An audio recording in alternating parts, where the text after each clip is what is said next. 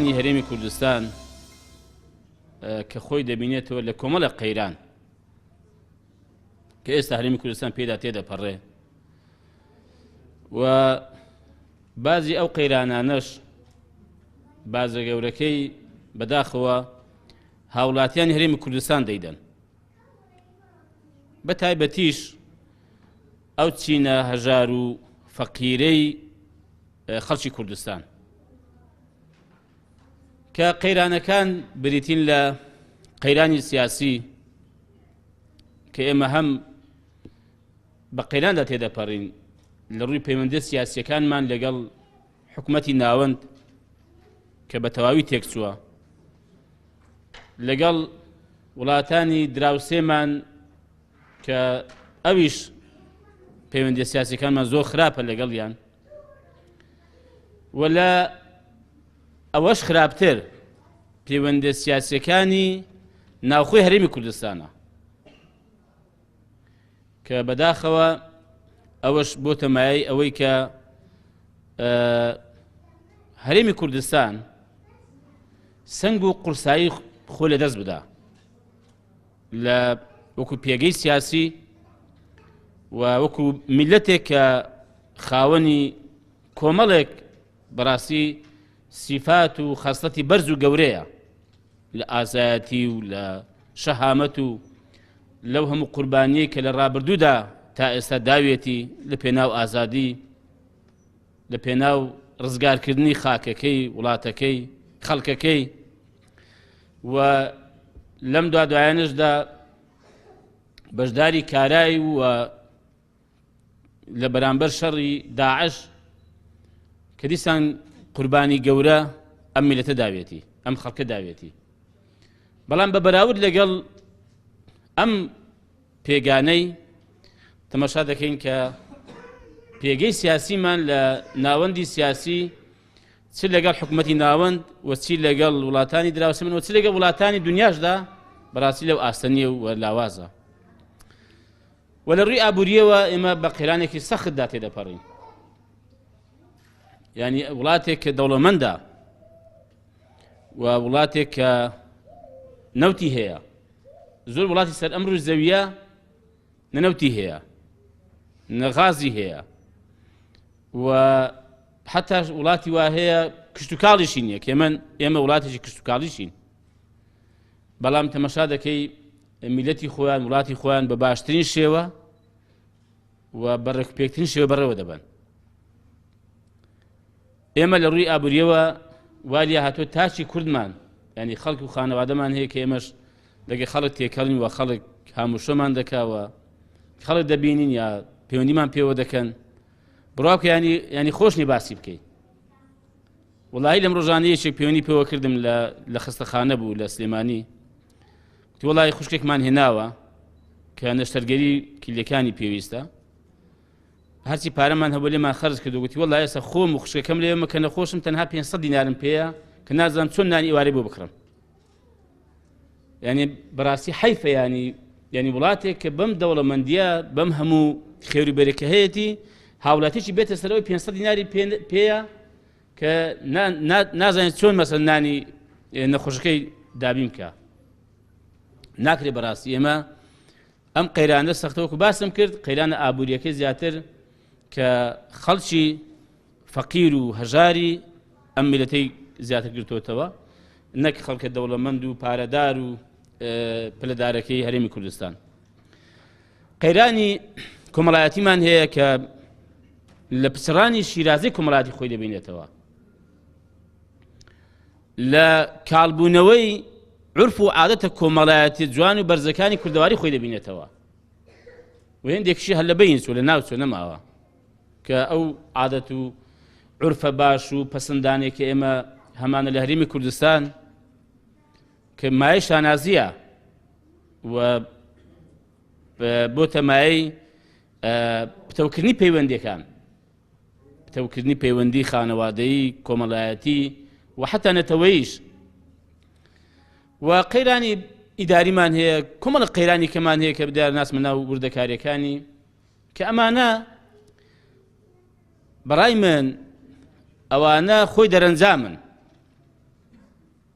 کە زۆر جار لە میدیاکان دەبینم کەسە سیاسیەکان یا حکومی یا پەرلەمانتاری باز دەکا کە ئەمانە بە دەرد دەزانن. ئەمن پێم وایە ئەوە دەرەنجامی دەردا، ئەوە نیشانەی نەخۆشیە گەورەکانە کە من کورتی دەکەمەوە لە سێ نەخۆشی گەورە، سێ دەردی گەورە و سێ هۆکاری گەورە کە بۆتە مایە ئەوەی کە ئەمانە و کۆمەڵێک دەرد و نەخۆشی تر سەر هەڵدەن. یەکەمیان بەڕای من تەمانەوە هیچ زانێکە و سەرەتا باسکەم، ئێمە نەمانتوانیوە لە 26 ساڵی ڕابردوو حکومڕانیەکی تەندروست پێڕەو بکەین. حکومڕانی تەندروست واتە حکومڕانیەک کە خەڵک پێی بەختەوەر بێ، خەڵک پێی سەرفراز بێ، خەڵک ژیانی خۆشگوزەران بێ و خەڵک تێیدا ئازاد بێ، حکومڕانی تەندروست و خەڵک بێک چاو سیر بکرێ، خەڵک دڵخۆش بێ، خەڵک ئاسوودە بێ، خەڵک ئەم وڵات و ئەم مؤسساتانێک کە هەیە بە ئی خۆی بزانێ،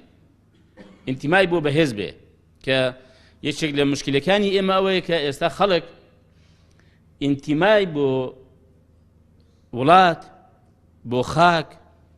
بۆ دامەزراوە فەرمیەکانی هەرێمی کوردستان، بۆ نیشتیمان، بۆ نەتەوە زۆر لاواز بووە. یعنی من دەبینم هاوڵاتی لە تۆڕە کۆمەڵایەتیەکان لە ڕاگەیاندنەکان، یعنی بینیمە نەفرەت لە نیشتیمانی دەکات، نەفرەت لە خاکی دەکات، نەفرەت لە دامەزراوەکان دەکات، نەفرەت لە وڵاتەکەی دەکات. بەداخەوە یعنی بۆ لێ بگەڕێن ئێمە بۆ لێ بگەڕێن خەڵک بەم ئاستە خراپە بگات لە ئینتیمای نیشتیمانی و تەوەییدا. بەداخەوە ینی هۆکاری یەکەم بەڕای من ئەوەیە کە ئێمە نەمانتوانیوە بنەماکانی پرەنسیپەکانی کاری دامەزراوەیی لە دامەزراوەکەمان پێڕەو بکەین. ئێمە خاوەنی سێ دامەزراوەی سەرەکین کە پەرلەمانە، حکوومەتە و دەستگای دادوەریە قەزایە. حکوومەت یا پەرلەمان کە دەستگایەکی تەشریعیە، مؤسسەیەکە بۆ ئەوە کە سێ ئەرچی سەرەکی هەیە، هەموو لاتەن دەیزانن کە چاودێریکردنی حکوومەتە و پەسەندکردنی بودجەیە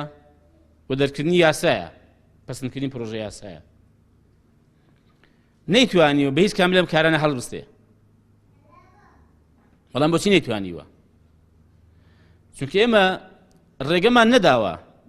دوای دێمە سەری حیزبەکان ڕێگەمان نەداوە، حیزبی دەسەڵاتدار ڕێگەی نەداوە کە ئەم دامەزراوانە بە کاری پیشەی وە کاری دامەزراوی خۆیان هەڵسن. پەرلەمان دەتوانێت یا توانیوێتی کە محاسبەی حکوومەت بکە، سەرۆکی حکوومەت، جێگیری سەرۆکی حکوومەت، وەزیرەکان بام بکە و لێ پرسیینەوەی باشیان لەگەڵ بکە، ناتوانێت.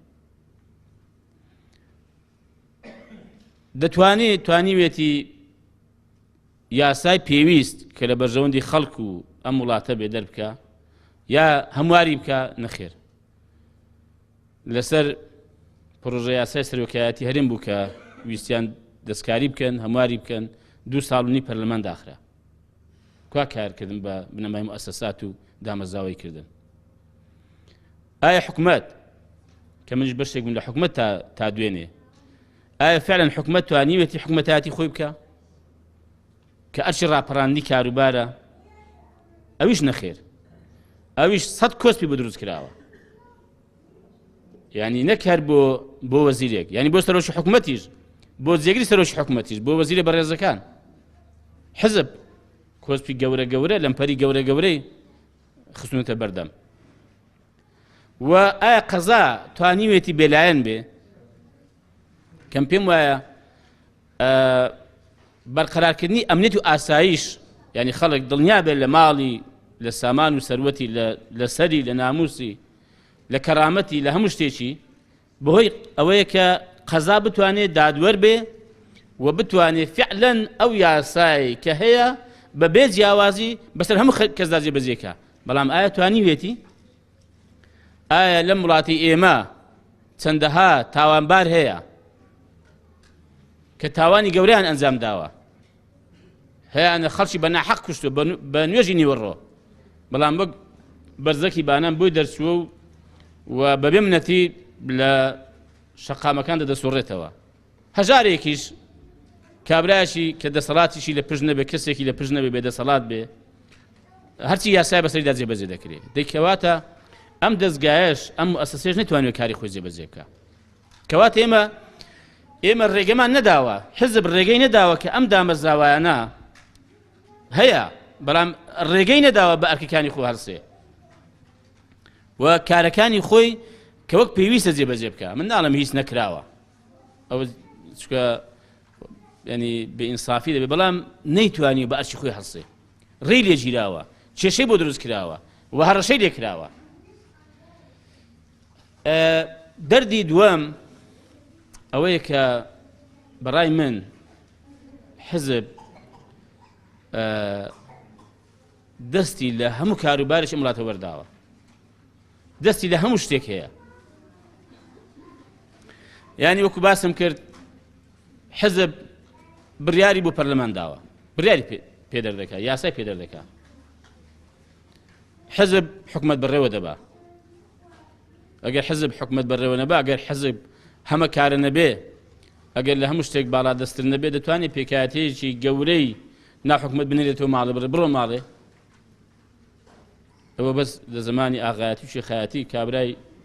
ئاغا شێخا فەقیرێک کە بە قسەیەک بێت لە ئاوایەکە دەری کردووە لە سیستەمی حکومڕانی داشتیوان نییە تو یاسایەکەت هەیە سیستەمێکت هەیە دەبێت بەپێ ئەو سیستەم و یاسایە بێ تو عەقدێک هەیە ڕێکەوتنێک هەیە کە ئەم خەڵک لەسەر ڕێکەوتووە کە چۆن لە حکومەت بەشداری دەکات چۆن لە حکومەت دەکشێتەوە یا کەی مەسەڵەن پێویست دەکات کە ئەگەر ئەم پێکاتەیە ئەرکەکانی خۆی جێبەجێ نەکردیا ئەم وەزیرە ئەرکەکانی خۆی جێبەجێ نەکرد حەق وایە بەڵێ بدرێتە پەرلەمان یا سەرۆکی حکومەت یا پەرلەمان متمانەی لێ وەربگرێتەوە ناکرێ ینی بەم شێوە پاشاگەردانی با حزب هەبێ ینی خۆی پێویستیشە هەبێ بەپێی پرەنسیپەکانی حزبایەتی کردن وەک کە لە دنیادا ینی باوە حزب با هەبێ حزب با هەوڵدا ئەندامیشی زۆر بکە حزب با ئێستا 4 ڕۆژکە هەڵبژاردنەیە بانگەشەی هەڵبژاردنە بە هەرچی بەرنامە پرۆژەی باشی پێ هەیە بەڵام بەس قسێک زرق و بریق نەبێ بە هەرچی بەرنامە و پرۆژەی باش بێ بابی خاتە ڕوو با قەنەعەت بە خەڵک بکە کە خەڵک دەنجی پێ بدا ناوەڵە با قەنەعەت بە خەڵک بکە کە لە ماوەی ڕابردوودا 4 ساڵ ڕابردوو چی کردووە لە حکومڕانیدا لەو جمگەوکایانەی کە بەدەستی بوو چی کردو بابی خاتە ڕوو با بڵێ کاکە خەڵک ئێمە ئەومان بکن ئەومان بکن ئەومان بکن بۆیە داوەتێن دەنگمان پێ بدەن 4 ساڵی کەش ئاوا بین خەڵک ئەگەر دەنجی پێدا 4 ساڵی کەش نەهامەتی بەدبەختی بێ بە عافێتی بێ مبارەشی بێ حزب بۆ هێوا بکە بەڵام حزب ناکرێ ینی تەدەخولی قەزا بکە تەدەخولی پەرلەمان بکە تەدەخولی حکومەت بکە تەدەخولی کەسابەتی خەڵک بکە ینی بازرگان و خەڵک ینی نەتوانن بازرگانیەک یا کەسابەتێک کە گەورە بێ غەیری چەند کەسێک لە بنەماڵەیەک یا لە حزبێک دەستی بەسەدا بگرن و بەبێ ئەوان نەکرد ناکرێ بەڕاستی ئاوا بێ وڵات ئەوە بەڕێوە ناچێت بڕوا بکەمە دڵسۆزی ئەم خەڵک وڵاتەی حکومڕانی ئاوا ناکرێ دەوڵەتداری ئاوا ناکرێ و خەڵک ئەوە بەختەوەر نابێ و خەڵک ئەوە قازانج ناکە